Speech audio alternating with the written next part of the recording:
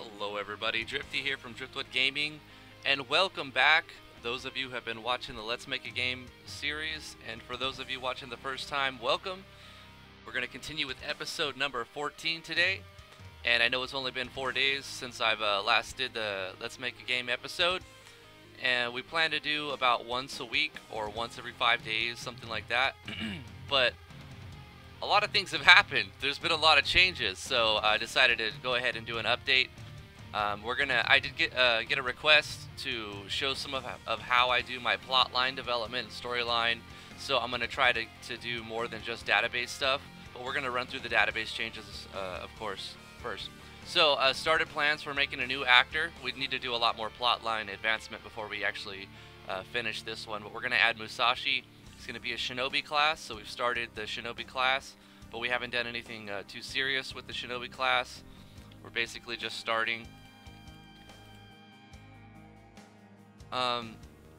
So I'm gonna be adding a lot of skills. Maybe not in this episode, but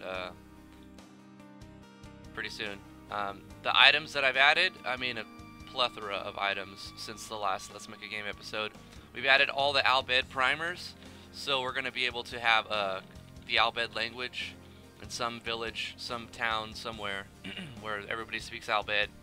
And you'll be able to go there early on when you'll probably only have access to 3 or 4 of the letters, but they will tell you certain things, and I'm sure you could go online and translate that if you had that much interest in doing that. But they'll basically tell you the secrets about the game and items that you get, and maybe like some backstory. But I'm going to spread those throughout the world, just a little bit of flavor. I like the whole idea in Final Fantasy X of having like another language, so I thought that was pretty cool. If you've seen the how to make a custom mining system video I just posted, you've already seen these ores that I've added. And if you are interested in getting the icon set, you can go to Yanfly's site, and I'm going to put a link in the description in this video where you can go to get this icon set. It'll be a little bit different than mine. Like, you won't have these are just ones I threw in, and then this one is just a custom of some of the new ones, but you can easily make these as well. But Yanfly has been very kind to us and made a lot of icons for us to use for the new crafting system. So I've went ahead and used a lot of those icons to make custom ores, custom ingots. I've already showed these in another video. But what I didn't show in that video was all the other things that I've added to the items and the weapons. So I've got all these raw gems. So basically I'm going to have a lapidary system, which is like jewel crafting, gem crafting. And we're going to be adding different tiers of gems and jewels. So we have the raw one is our first tier. You're going to find these all over the place. As a matter of fact, what I want to do right now is add some of these drops to our enemies when we're talking about for mining.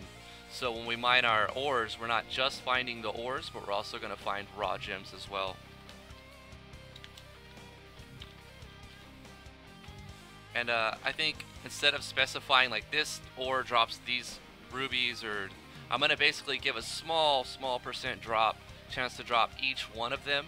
So overall you'll have like a 15% chance, since I've added 15 new gems to work with. So we're gonna do that real quick.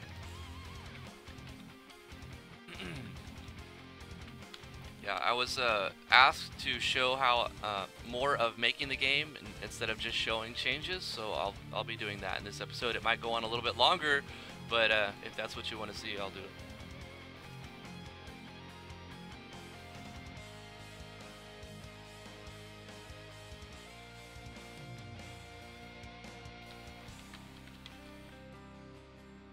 I definitely take advantage of copy pasting whenever possible to save time. Copy paste the work you've already put in.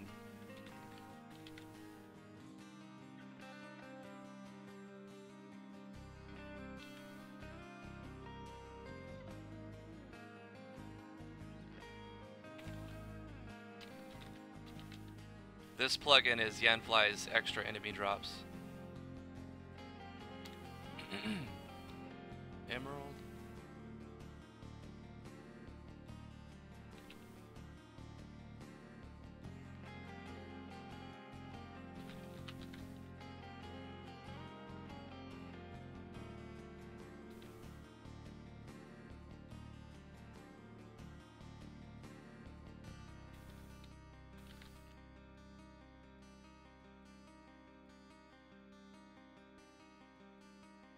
And I originally wanted to do some sort of different system that would let you level up your gems in a specific way, sort of like instead of just like using the crafting system, which is awesome, and that's how I originally intended it to work. But maybe make some sort of system put into play that where like you would have to manually polish the gems to turn them into polished gems, and then maybe have it work off of variables so that as you do it, your skill doing that levels up and your success rate goes up as well. I also want to implement some sort of alternative enchanting system. Now this is like way down the line, but basically I played a game called The Realm Online when I like so long ago. It was probably like 15-20 years ago, and this was back when games were called MUDs, like MMOs, which are sort of like dying out now, but there's still a ton of MMOs. The most popular one would be probably like World of Warcraft. But before World of Warcraft and all of that had happened, there was a game called The Realm Online by Sierra. And they eventually sold that game to a company called Codemasters. And then they sold it again to another company who just basically ran it down the drain called Norseman Games. They had like a public auction for it. And one of the really skilled and super talented programmers who worked on the game with Sierra was bidding on it, but some idiots basically bid their whole family savings to get the game, and they'd never, to buy the rights for the game, and they'd never made a game in their life, and they had no coding experience. So basically they just milked it for all it was worth, and unfortunately that was basically the end of the game. It's probably still up and running with like 50 or 100 concurrent players, but man, it had thousands. I remember playing with thousands of people, and it was a really fun game. But I want to implement something like that, some systems from that game that Sierra, if you're unfamiliar with Sierra, they did like the Quest for Glory series. But basically imagine Quest for Glory but an MMO or a MUD. Really fun. One thing I can't wait for is somebody to crack and figure out. Oh, I just hit cancel. I'm a genius. Luckily I've been applying in between each. It's a good thing. Hit apply and hit save all the time, because you never know when you're going to misclick cancel. I think I didn't lose very much right there.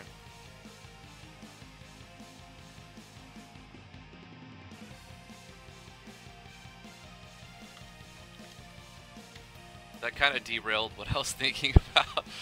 Oh man.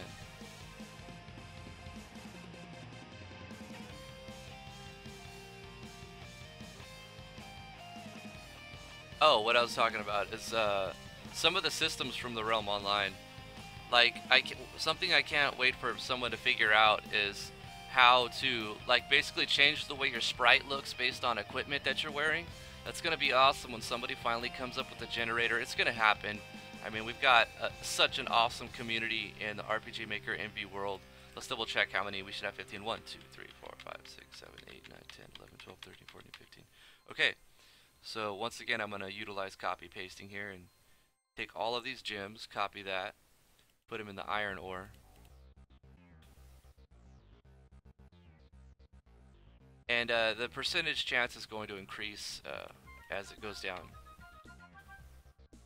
So now I'm going to change all these to 2 for the silver.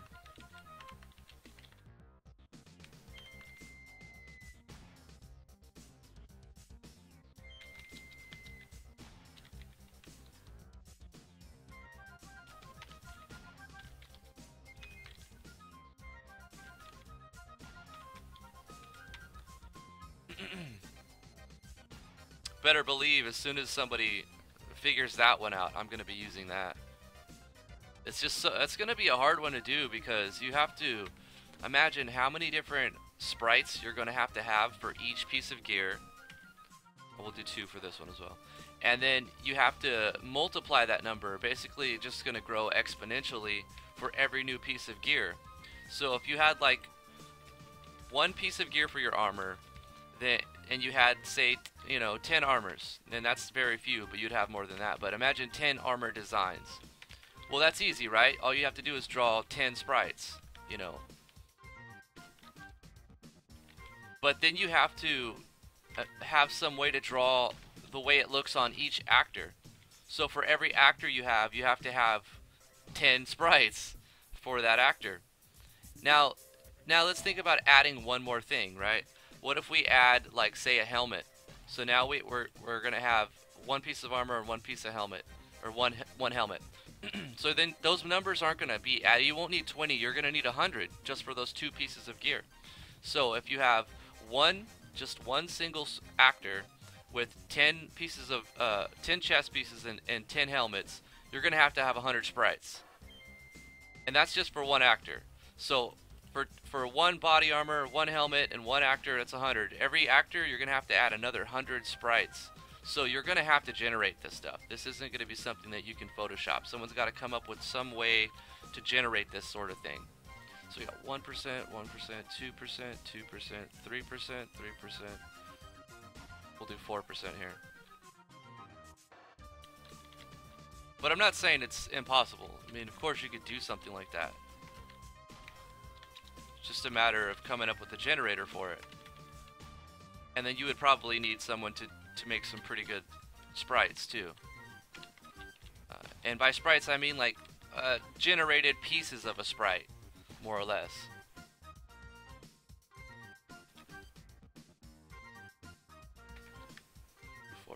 There. Move it up to 5% here.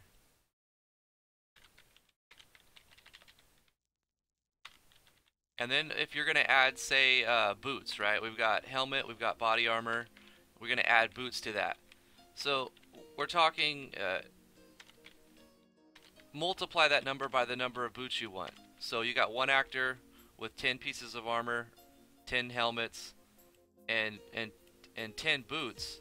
One actor is going to need how many different sprites? We'll do the math. What's 100 times 10? That's 1,000.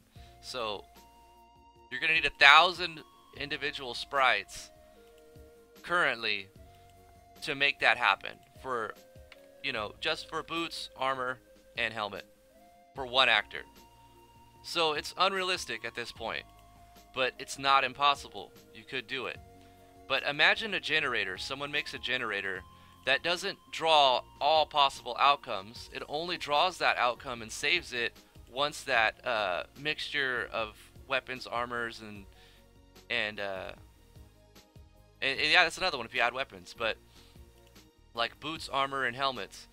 So it would only like save it to your hard drive like once it's been created. So that's how I see it being viable. Got 1, 1, 2, 2, 3, 3, 4, 4, 5, 5, 6. We're gonna go up to 6 now.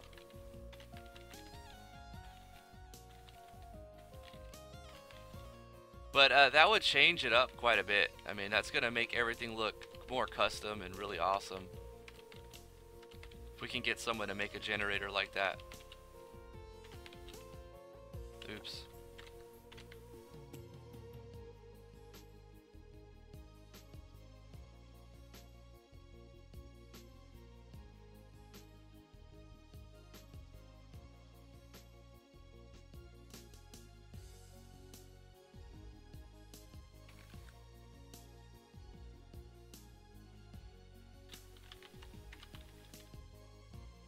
And I'm only making the raw versions of the gems droppable because I want to implement some sort of crafting system to upgrade your gems.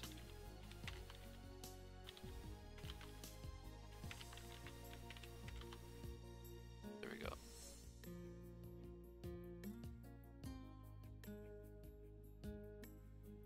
Alright, so as for skills, the only thing that I've added is a skill called Cleansing Vortex, which since at the end of the plot line you just get Princess Tiana back, and she's got her skills up to a certain point, but they're pretty low in comparison. I think it was 18, so I put in Cleansing Vortex and moved them up. I have added Healing Link too, which was from the tips and tricks video from Yanfly, so I thought that was pretty neat. So I need to add maybe like the next 5 skills for the Cleric, another 5 to 6 skills for the Naturalist, another 5 or 6 skills for the Knight. The Gunslinger's pretty set for a while. I actually need to do let's make or a class spotlight for the Mystic Gunslinger. I don't know why. I thought I had already made it like months ago, or at least a month ago. And then someone's like, because I mentioned it in another episode, and they're like, hey, you never made that one. I can't find it. Can you link it? And so I looked through all my videos, and I'm like, yeah, let me link it.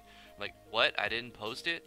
So then I looked through my hard drives, and I'm like, well, where is it? I thought I recorded it. And I don't know if I was like recording with the camera off, or you know, thinking I was recording, or what happened. But one way or another, it didn't get made, so I need to actually make the class spotlight. I might do that tonight or today, or even tomorrow, this weekend sometime. So I've put in the groundwork for the Shinobi class, but I haven't really done too much with it yet. Of course, added the mining skill that you've seen in the other video, if you've watched that other video, using variables and levels up. And this is the attack action sequence. Flame Strike just added today. It's a AoE fire attack, which I'm going to be giving to the next boss. I have put that boss in the game, but I haven't done the plotline, because when I was about to do that plotline, I'm like, you know what, someone asked me to show them how I do my plotline. So I thought I would just start my Let's Make a Game episode 14 and then put that in there. So we'll do that. Alright, so once we've got these raw gems, they'll upgrade to polished gems. And the polished ones will turn into carved gems, and the carved ones will turn into faceted gems. And this is where the most expensive and highest thing. What I'm thinking about doing, I originally was going to have like the ore and the ingots become the sole source of like all the armors and weapons, but I'm thinking about changing that up so that weapons will go to weapons. Right now, all you need to craft all the weapons, I've added a ton of new weapons, so we can talk about that. So I've added tiers to the game. So using the same ores and ingots that I'm using, I've named weapons based off of that and gave them all their own color. So every weapon type, like, you know, material type, is going to have its own color associated with all the gear made from that. And then you'll be able to alter that color or its name or its properties with enchantment items. So you're going to have like your base resource of this type of material, and then it'll be altered by the type of enchantment that you would put on it. So the types are bronze, iron, silver, mithril, obsidian, adamantium, nebesite, deosite, morphite, espergite, coral, aegisite, and driftite. And they go up in a particular fashion. They all go up with like a similar. They're all balanced. So this will be like 30 stats total, right? 10 attack, 10 magic attack, 10 agility, and then they go up equally. And if you look at the bronze sword, you've got 20 attack, 10 defense. So it goes up in a different way, but it's still actually going to be giving you 30 stats. So they all go up proportionally. Is that a word? I don't know. The gun, the same way, but instead of agility, it's giving luck. So imagine it'd be a little bit slower, you'd have to reload in between. Katana is all attack, no other stats, so this is going to be the hardest hitting one. And at the highest tier, it gives a small little HP bonus. And on some things like the staffs and the rods, you give an MP bonus. And this is all magic attack. And even my casters have multiple types of weapons they can use. Like, for example, Lydia, the naturalist, she can use daggers and staffs. So she could either go with like a mixture of agility, magic attack, and attack, or all magic attack.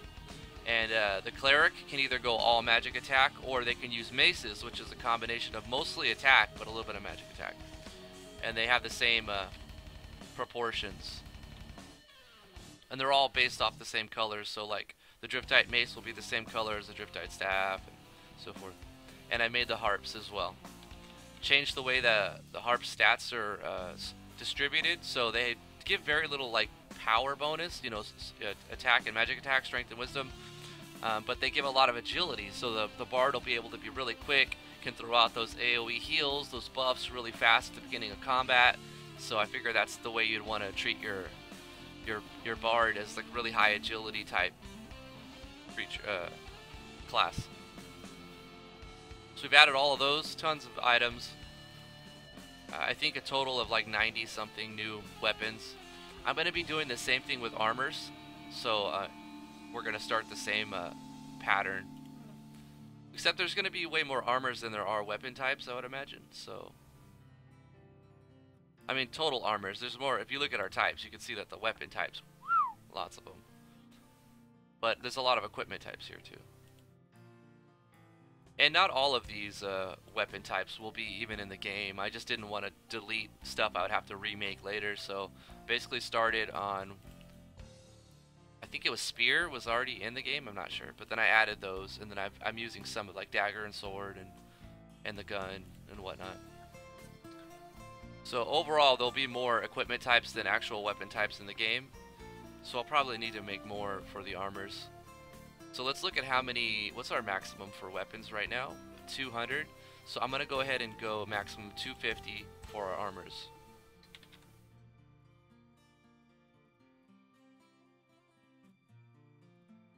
And one thing I wanted to talk about too was organization.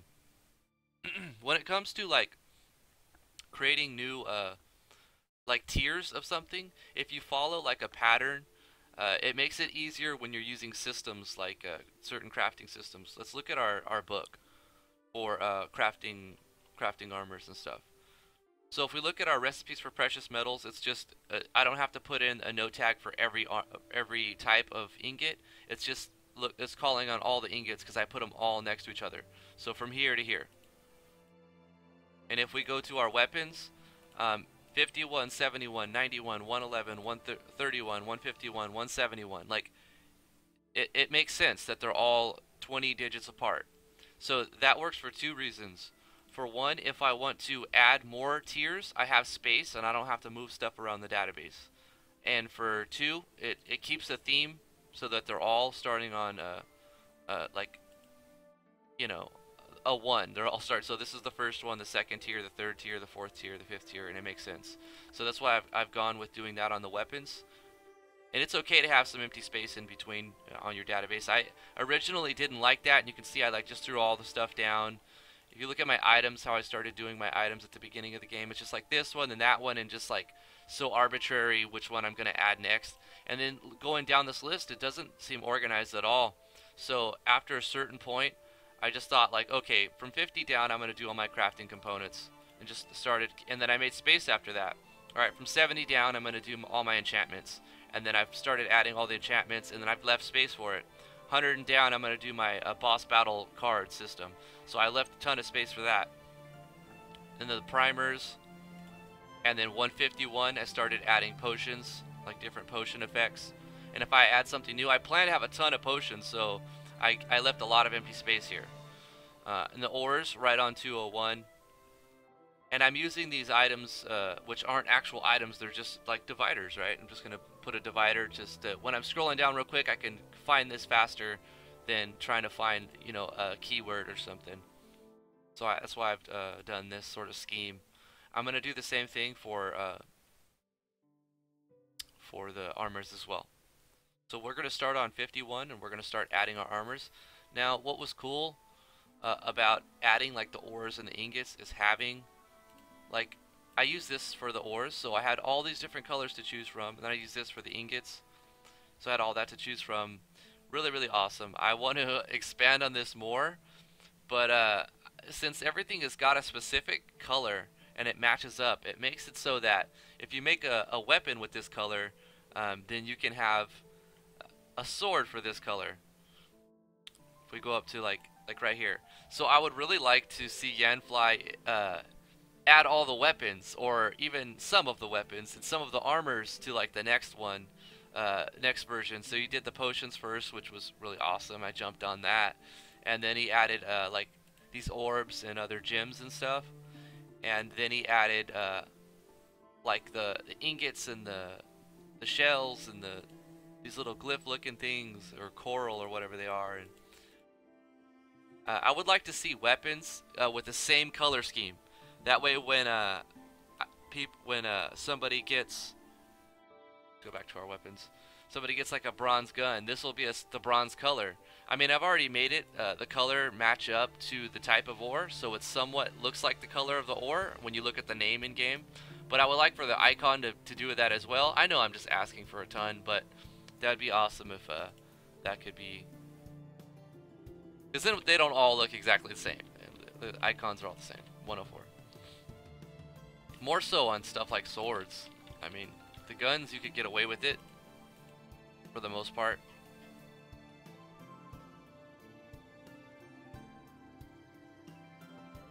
Okay, let's get back to armors. Let's start off. I kind of want to do this methodically. That way I don't forget stuff. So we've done weapons. Should I start with shields? I'll add shields at the bottom since there's not going to be a ton of shield usage. I also want to, I'm thinking about making some sort of custom shield skill based on a variable, so you get a defense bonus on the variable, but I can see how that'd be overpowered, so I'm pushing that off for a while. Let's start with the helmets. We'll just do helmets. Should I theme them? Or there's different types of helmets? Yes, I want to. But I probably want to start... Let's see, do I have a vision for it? How many different types of helmets should I be adding? I'm thinking like a battle helmet, that's going to be defense mostly. And then maybe like circlet, or... Let's see what resources we have to use for helmets. We've got like a hat, we've got like this skull cap looking thing, and then we've got this. So we're going to go with this one for the first set of helmets. So we'll probably go two different versions of helmets. So I'll just go helmets and then other helmets, and then work my way down. That way I don't have to move stuff in the database, and I don't have like one set of helmets at the top and then one set of helmets at the bottom. So we'll do this one, and then we'll do this one.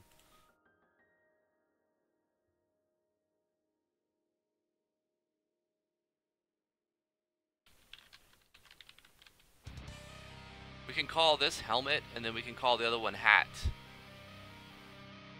Or cap. Okay, so the weapons had a 30 stat, or 30 parameter change, but you can only have one weapon, or if you're dual wielding, there'd be two, but nobody's going to be dual wielding yet. Maybe I'll make Musashi a dual wielder, but that might make him too strong. We'll see how that plays out. So it's going to be a head armor type, be a general armor. I haven't priced my items, my weapons yet. Before I actually start throwing prices on things for like the new tiered stuff, I need to see, I need to do some more play testing and just hear back from the beta testers. And also, I'm kind of waiting for Yanfly's other currency, or more currencies. I think he's renamed it.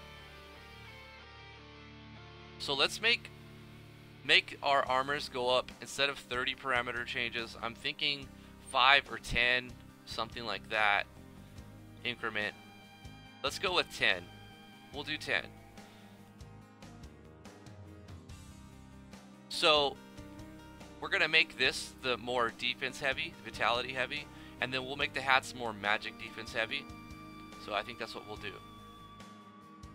And the ratio will probably be like 80%, 20%. Or should I do 70-30? We'll do 80-20, just to specify more. So we'll go vitality plus 8, willpower plus 2.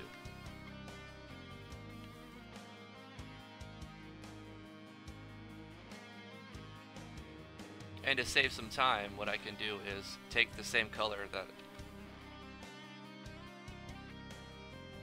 Copy paste.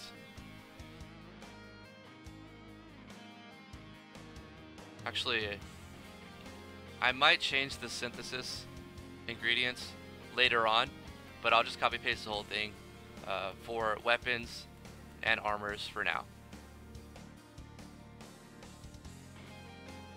Let's just copy that. Paste this, will become an iron helmet. We're going to double this up, so 16 and 4.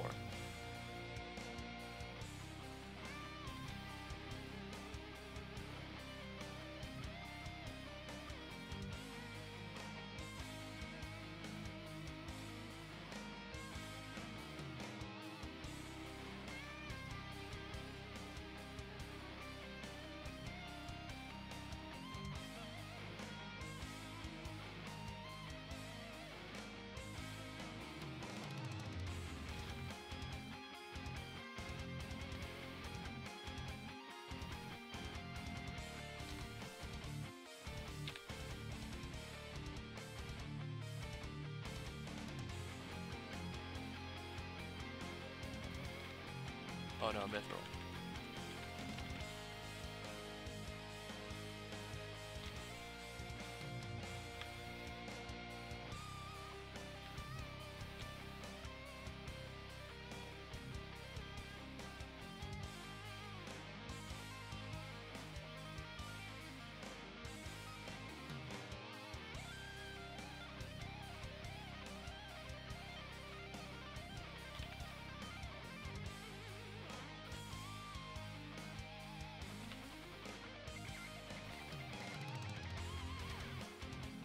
And when we're talking about balancing, it seems like these are going to be really powerful.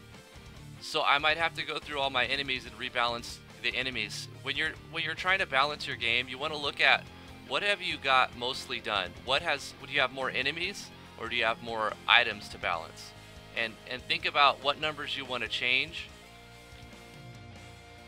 And usually you probably want to go towards what you have less of. Like you want to change what you have less of. And I've got a ton of items, and all of their parameter changes have been all put in a specific order. So it's going to be a lot easier for me to adjust the enemy stats to accommodate for the tiered system than it will be for me to adjust all of my armors to accommodate for the stats that I've laid down. So a lot of the game that you design, you'll be constantly redesigning it. But that's okay because you're going to just keep making it better.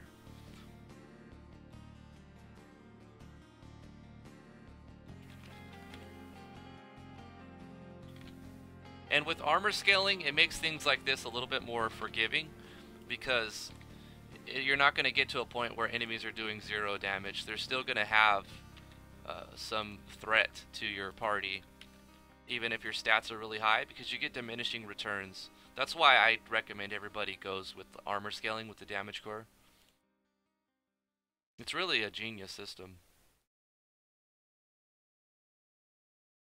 I mean, you don't have to understand all the formula changes and everything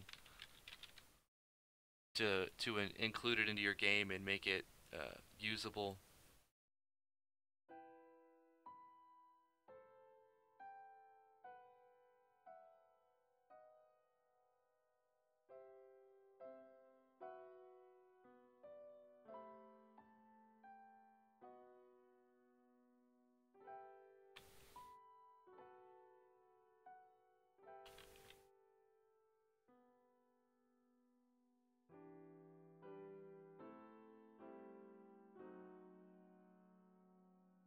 Was it Deozite? Yeah.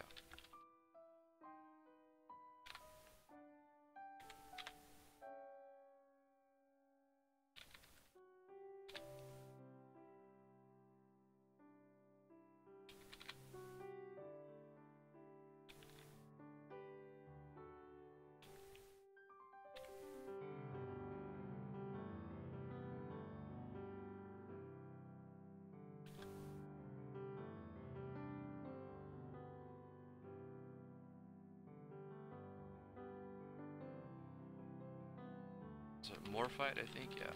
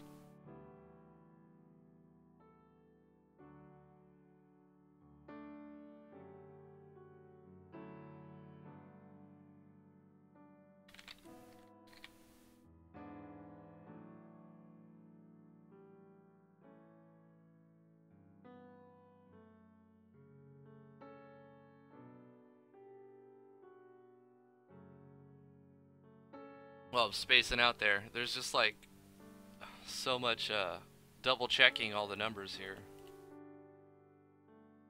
This can get very time consuming, tiering your armor like this. Age of sight.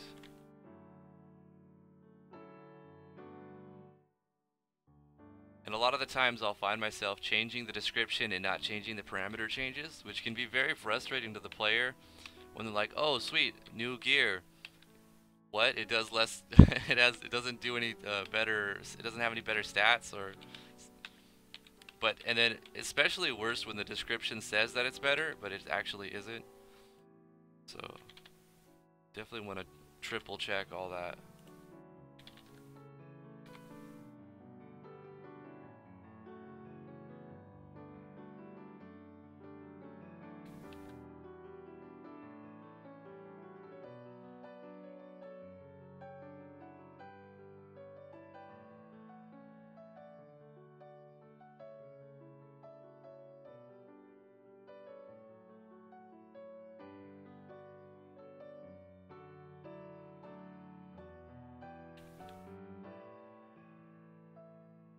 I've increased the highest tier to be past like the formula, you know, so it's like 8, 16, 24, 32, and it goes all the way up in the same increments. But then when you get to the highest tier, it goes up like triple. Not triple its current, but like like a 3 tier change. So let's see how I did it in the weapons was be like 110, 120, 150. So instead of 130, it went up 2 extra times. So we'll do the same thing. So this would normally be 96 to 104, and then add 16 to that, 120. This would normally be 26, but we'll go 28, 30. We'll do it like that.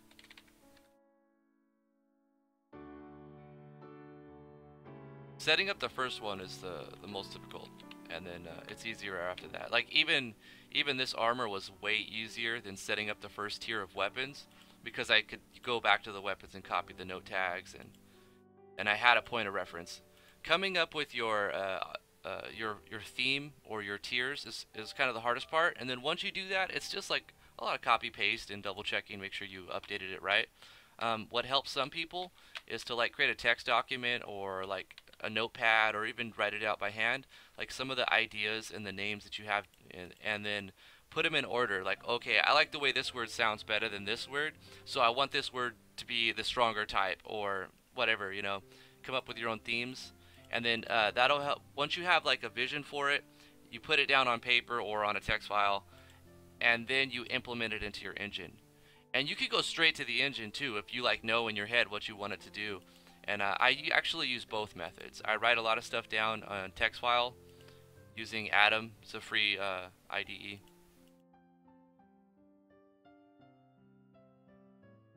So now that we've got that 1 to 13, we'll start on 71 for the next type of hat. So we'll copy the first one here, go to 71, paste that there. Change the icon to a hat.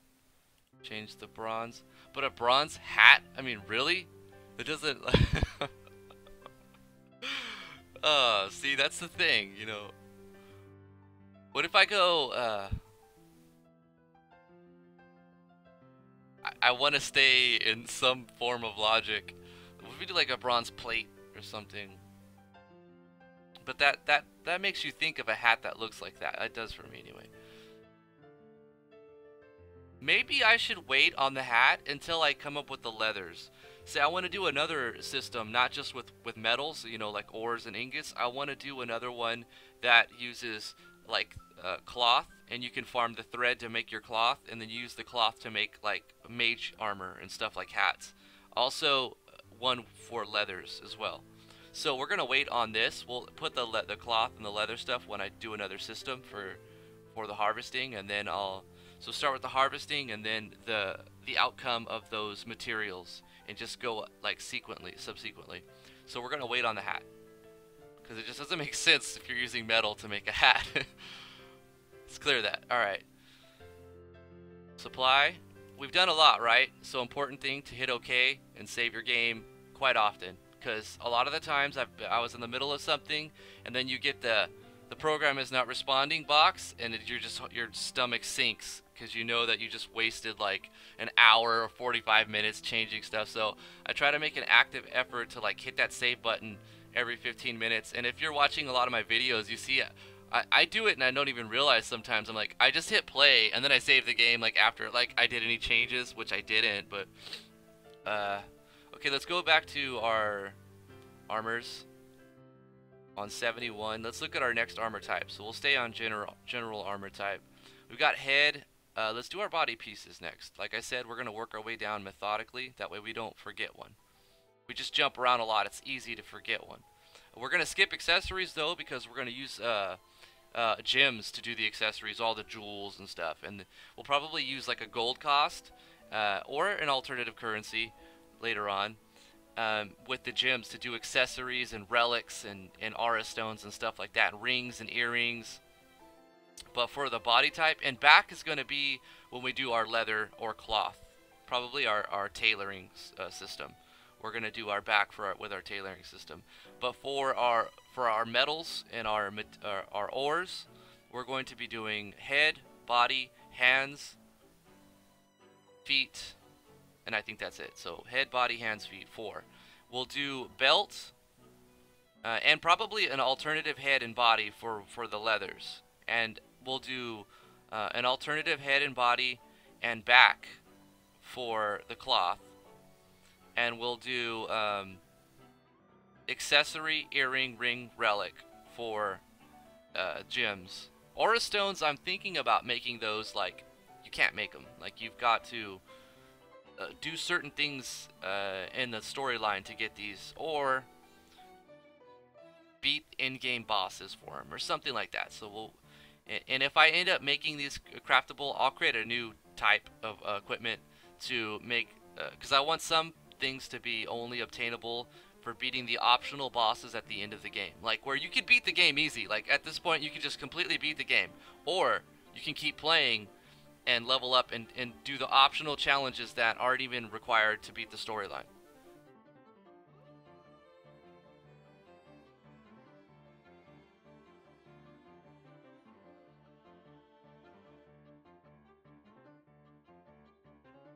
I think we'll go with this one right here.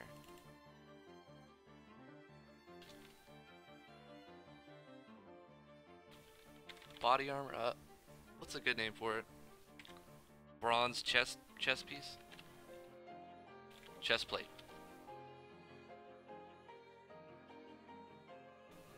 Looks like plate armor. We'll go with chest plate. And then iron chest plate. Yeah.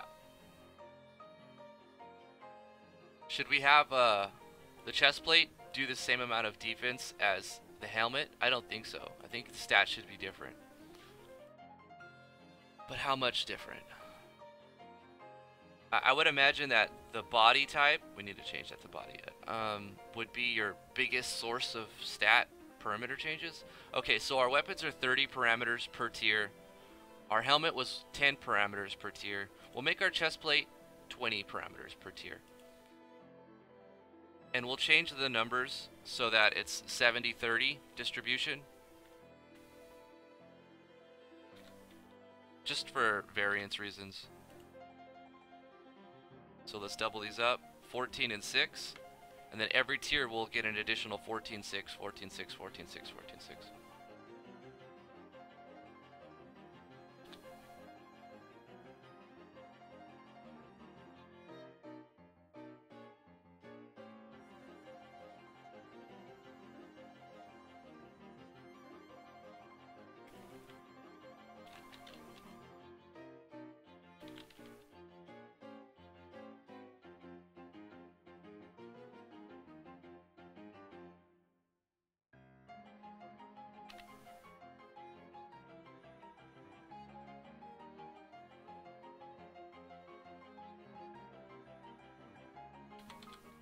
Wait, that's not right. I can math.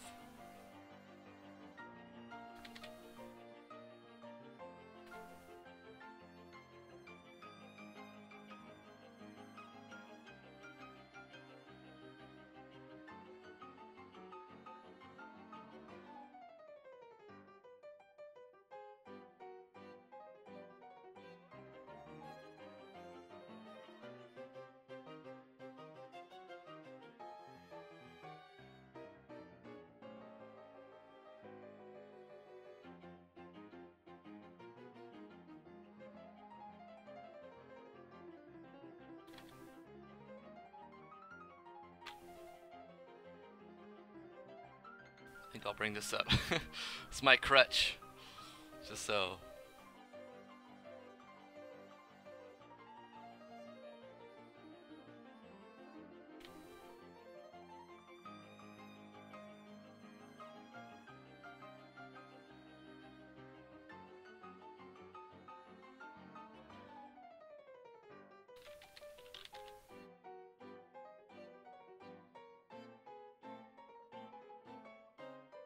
$56.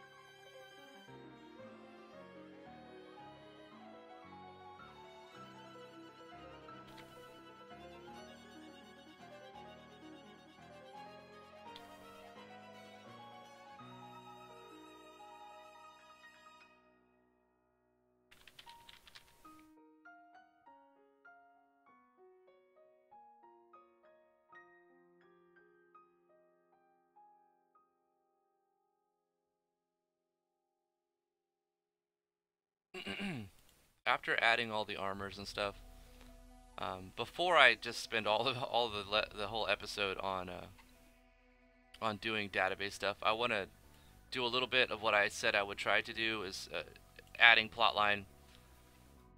So I'll show you what I've added. This is a new map. This is the pit of the Sanguine Dragon, and there's going to be a little bit of treasure here. And instead of starting the Mystic Gunslinger with the Elemental Pistol, old Captain Olgwin, where's he at? Pretty sure I changed it already. Yeah, I started him with a silver gun because all of the enemies in this area, which is going to be linked to the pyramid that's in the desert. So you enter the pyramid, really small map, because it's just like a front. It's just a cover up for a dungeon. So on the world map, we have a pyramid, looks like a pyramid. And I was thinking about making the player climb the pyramid, but then I thought, man, I need help with making all the maps. That's another thing. If you guys want to contribute to this project and you would like, you know, you're really good at map design, or even you just have a couple good maps that you're proud of or something you want to put in the game, you know, no one's going to get paid for it. It's just this is all just to enhance the MV community and make great games for people to love. But if you would like credits in the end credits, you could send me your map files, and if I feel like there's a good place for that particular map or those maps, I will include them. Noob KX has done the same thing. I didn't even think of this, but it was his idea. He goes, "Hey, I was looking at your opening story," and he's talking about this crappy map I made. The first map I made in the game, or I think it was the second, but anyway. And I did the intro here, and he told me, like, well, it doesn't really like look the same as the area that they're going to into the slums, which would be like, let's find that.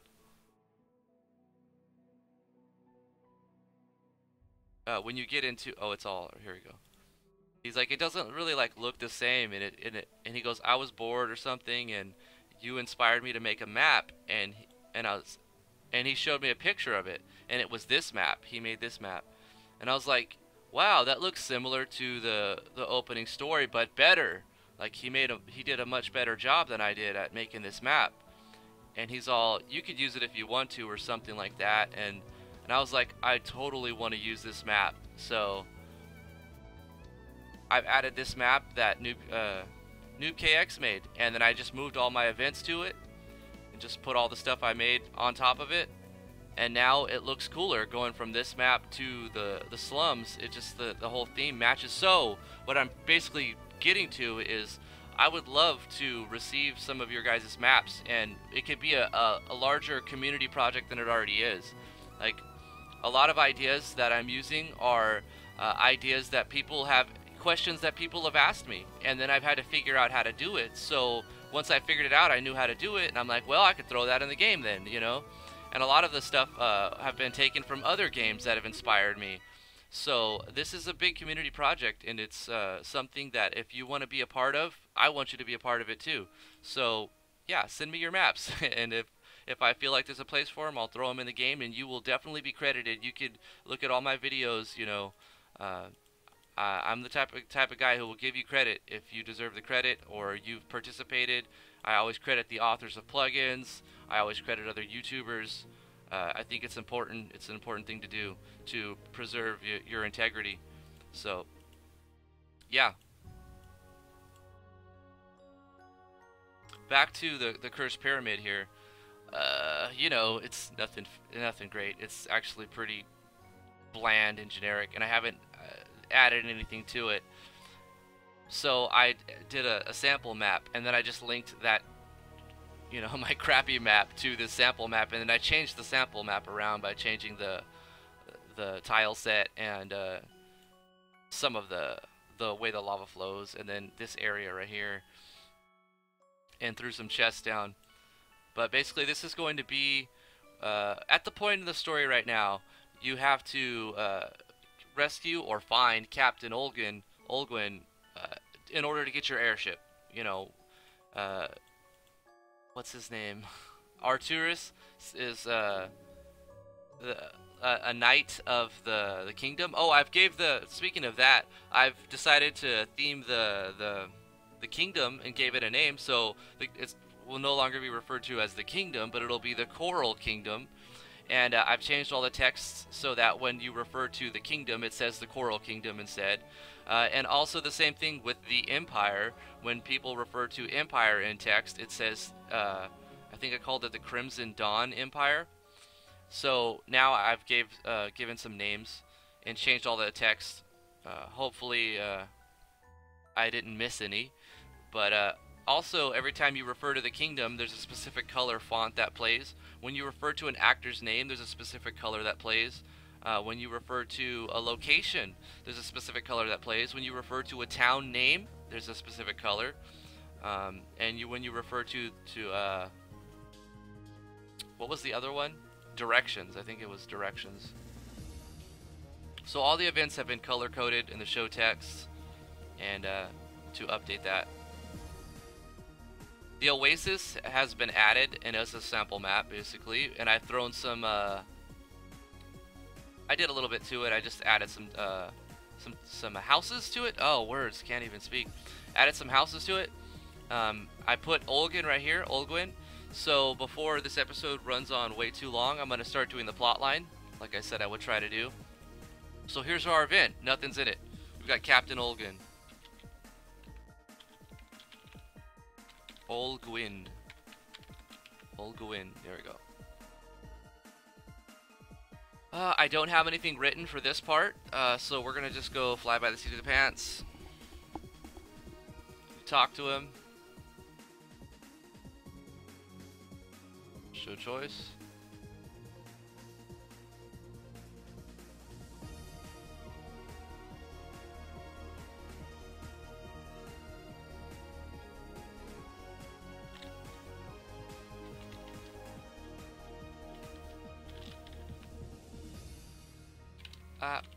We'll just go with Olgwin.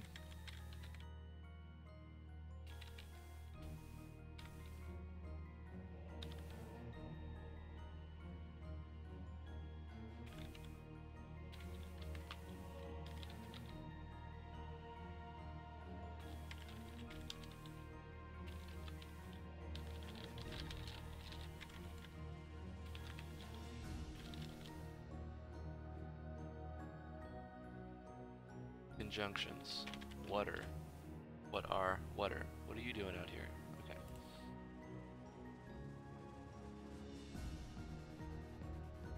Show choice, or no, show text. Arturus. His name is, what I made the sprite, I named him Arturos, but I like Arturus better, so we're gonna call him that.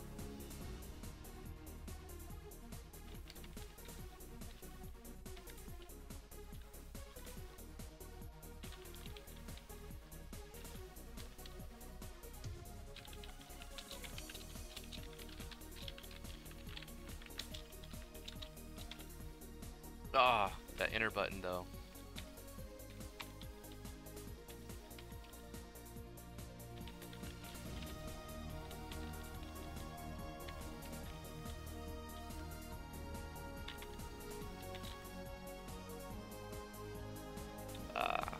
So we walk up to him, and he says he's shocked to see us. He's out here looking for a specific item. He wants to get the item that the dragon, the Sanjuine dragon, is kind of blocking.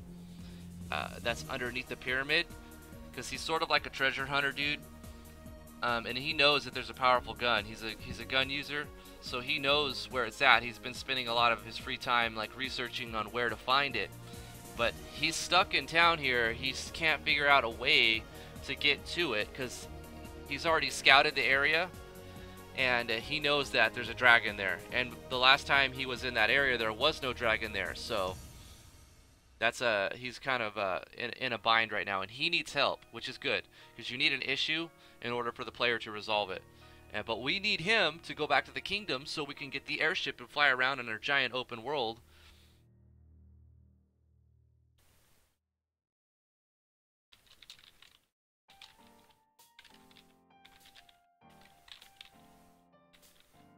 Let me bring up my notes. Which one was the color for the kingdom? It's 12. Okay. We need you to return to...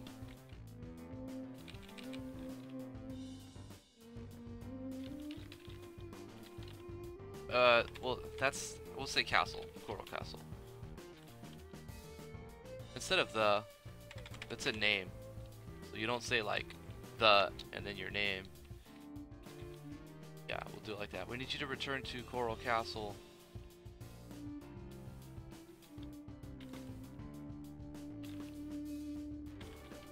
We'll use colors here again. Lord Kale has tasked us to retrieve you. I like that.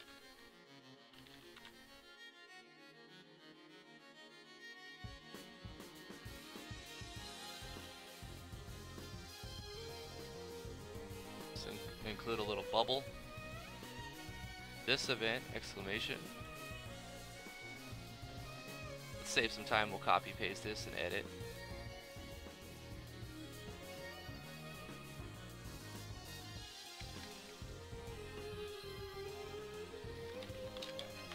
Retrieve me? It's probably not even the right spelling. Retrieve. I think that's right. Retrieve me? What for? I'm on leave.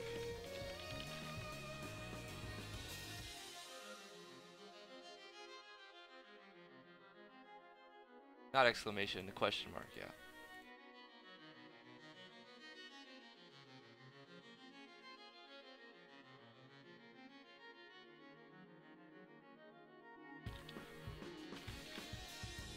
News doesn't travel fast.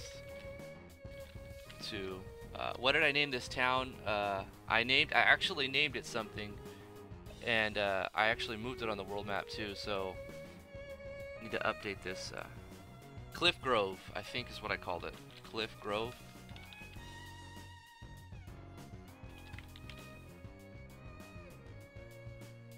I actually want to put a background music to it, but I'll do that later. News doesn't travel fast to Cliff Grove, and I gave it a name too for town names. Look at my notes here. 5.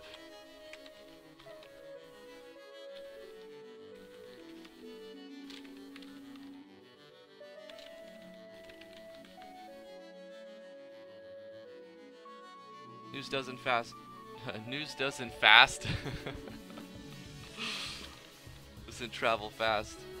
Cliff Grove does it. We need to get rid of that color right here.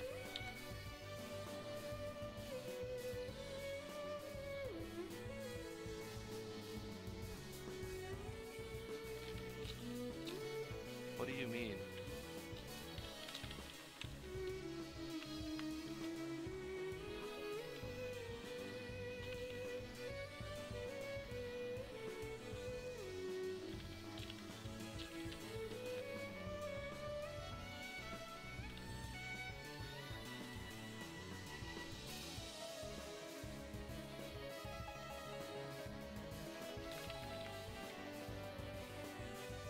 That enter button.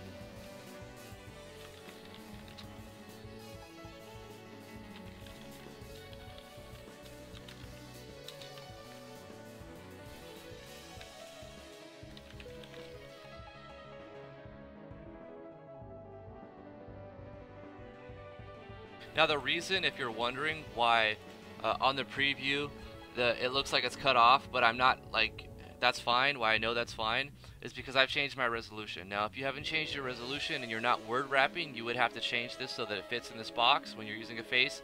But my resolution has been it's been 16 by 9, so it's 1280 by 720p, so it's 720p. That's going to give a lot more real estate for text and icons to display. So I could actually type all the way out to like probably out to here, and it'll still be on screen. So that's why I sort of I only really check the preview not to see if it's in frame, but to check to see if this is all colored afterwards, if I did the coloring tags right.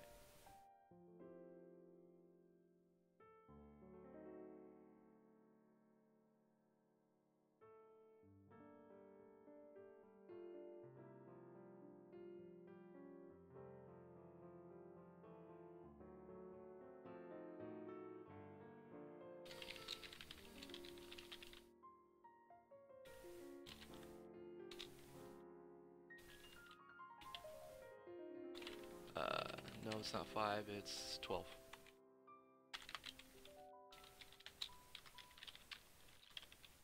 See, I almost forgot.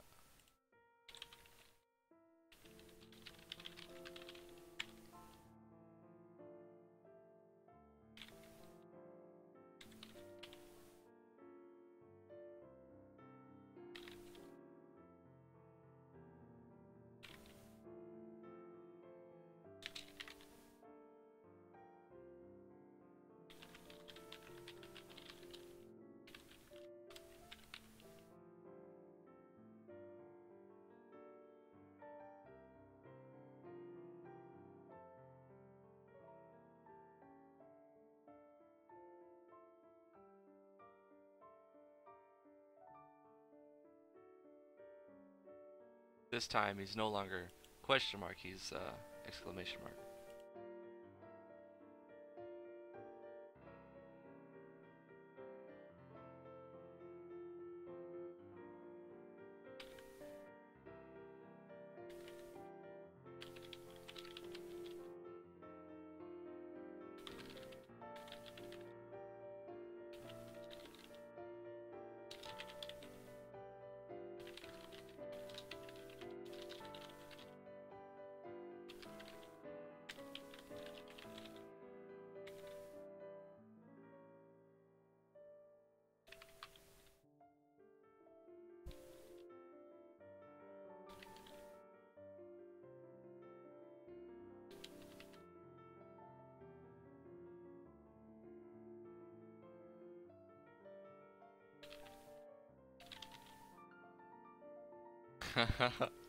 Is that too meta on a fetch quest?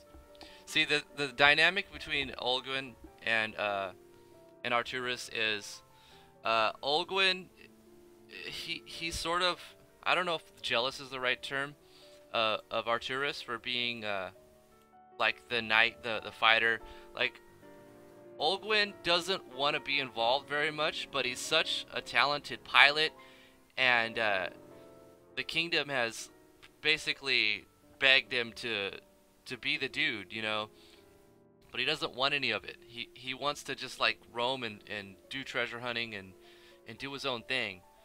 And there's a little bit of tension between Arturus and Olguin because there hasn't. I mean, it's not in the plot line right now, but this is just backstory that's sort of in my head between this character-driven storyline.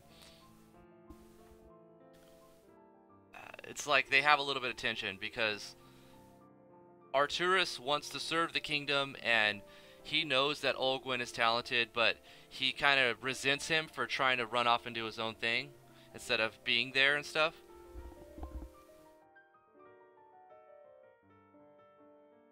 So he's being sarcastic right here.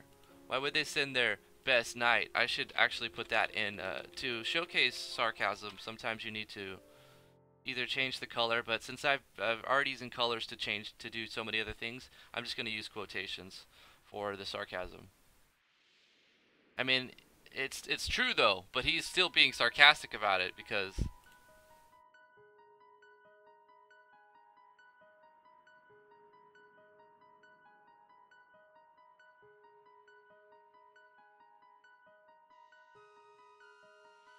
But at this point, Arturus isn't gonna play any of his games. He's just like,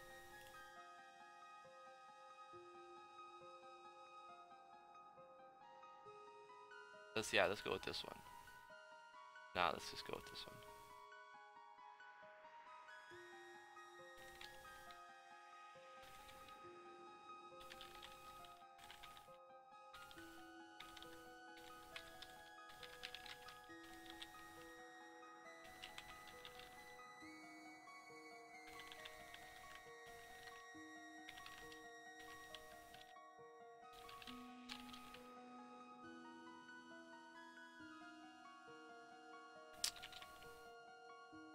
Yeah, he probably wouldn't even say that. What would he say?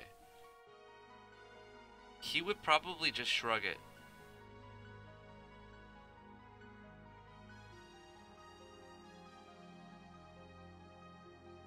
And there's also a sense of authority that he feels. Yeah, feels like he does have authority.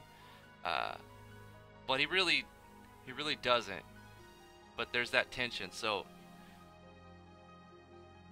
let's go. He's gonna give him a command. Basically, he's gonna say, "Let's go." We have to.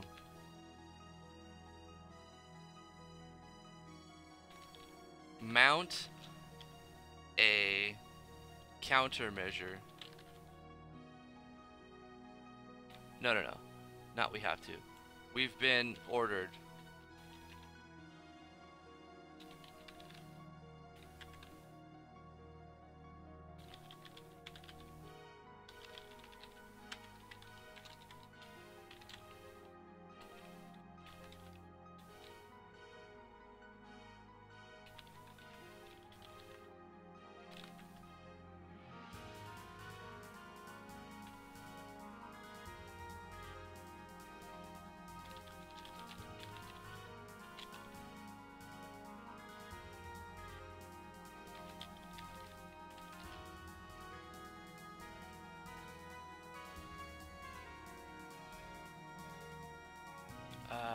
I think we should go like, we've no time. No time to play Treasure Hunter. That'll probably fit.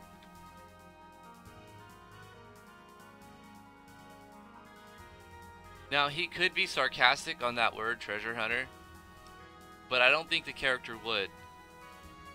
I don't think Arturus would. He's more of a direct, tell you the truth. The sarcastic character would be Olgoin, so we're not going to do quotes for sarcasm on Arturus.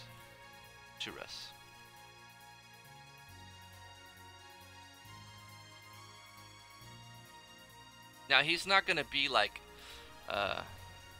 super defiant, like, no, I'm not going to go, you know. He understands, you know, he's responsible to an extent. He just doesn't like the fact that he has to be responsible. So I think he's a relatable character. What would he say, though? Okay, so he's been ordered. He's been given an order, basically.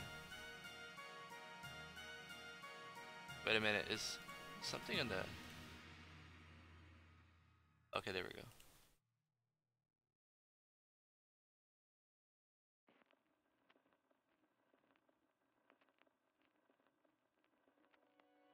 What would he say? Just been given an order to do something not entirely against his will. It's not like he's been asked to kill his best friend or something. But he's definitely probably a little ticked off at this point. So basically what you're asking about, to watch me do this plotline development, I'm just speaking what I'm thinking about so that it's not just all silence. But this is what I do when I do my plot lines. I try to put myself in the shoes of of that character. What would he say? What kind of person is this? So we're building characters. We're not just saying we have to go here, let's do that. You know, we're not trying to make it all bland. We want to build a character-driven storyline. You don't always have to do that either. I mean, this is just the way the direction I'm trying to take this game. But you know, you asked to see how I do the plot line. That's sort of how I do it. Still working on this.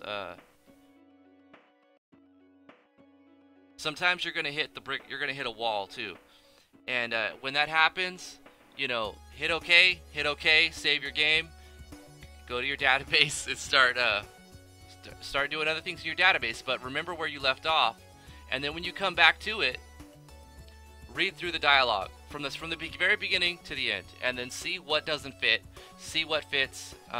If a character, if you see a character saying something out of their character, if you see an actor saying something that's not in their character, their traits, then like change it up so it would be something that they would actually say, because you want to make your characters believable.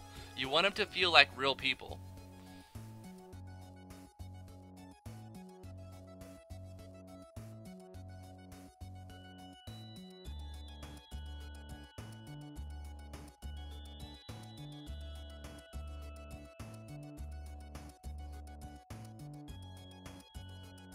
I feel like it sounds too like he doesn't give a crap between these two.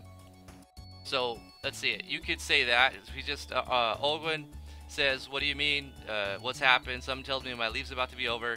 Arturus says, "You could say that the castle was attacked," and then he goes, "I take it everything's okay now, right?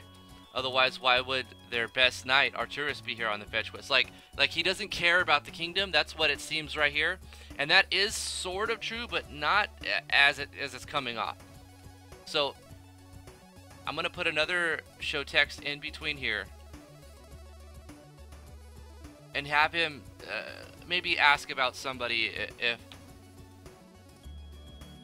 maybe he like knows the king, and that's why he's taken on this role of responsibility, because it's a favor to a friend. So he's gonna ask if Lord Mikhail is okay.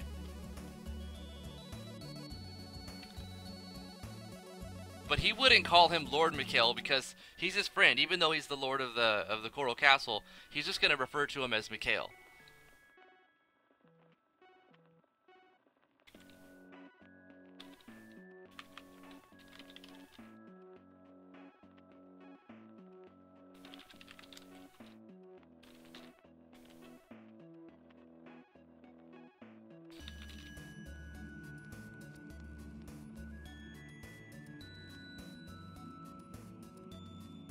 Just by including that one line right there, I've changed the way that he comes off. So he doesn't come off like some guy who doesn't give a crap at all about anybody. So he's asking, is Lord Mikhail alright? What of our soldiers? I take it everything's okay now, right? So it changed the whole dialogue by adding that one line. Where are we at? Minute 16. Yeah, it's going to take a while to process. Alright, that's going to do it for this episode. Thank you guys so much for watching this. Remember to like, favorite, share, and subscribe if you did enjoy this sort of content. Continue to ask your questions in the comments below if you would like to see a special request. You can support me on Patreon if you want to, but you don't have to. That's just for priority on special requests. I mean, there's a whole bunch more I want to do with this game, and I'm going to continue to work on it for you guys because I love you. Thank you so much for watching. Thank you for being awesome. We will see each and every one of you in the next episode.